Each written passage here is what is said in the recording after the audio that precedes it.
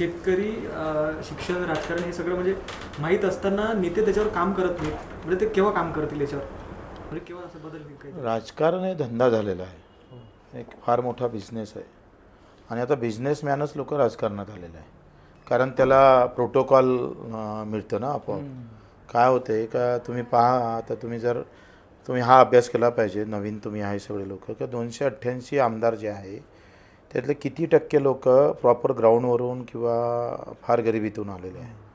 आणि आता त्याची टक्केवारी जर पाहिली तर ज्यांची संख्या हजार कोटी आहे घरातली, प्रचंड पैसा आणि जातीचा आधार, हे समीकरण जे झालं त्याच्यानं राजकारणाला आता फार त्याला काय म्हणतं आहे, लोकहिताचं देशहिताचं ते फक्त शब्द भाषणात आहे. म्हणजे आव इतकी आणायची की बस आता आपण याचं गुलाम होऊन जाऊ, असे भाषणं असतात.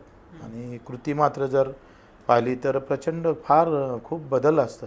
मोदीजी इथं आले होते यवतमाळला आणि पंतप्रधानाचे कॅन्डिडेट होते तेव्हा ते म्हणत होते कपास का सूत बनाएंगे, उसका कापड़ बनाएंगे, कापड़ का गारमेंट होगा और गारमेंट हम विदेश में भेजेंगे और मेरा किसान सुखी होगा, दुगना भाव भी मिलेगा और दुगना उत्पादन भी होगा. आता ते तर केलंच नाही मोदीजीनं, कापड तर आमचा पाठवलाच नाही, उलट कापूस घेऊन आले.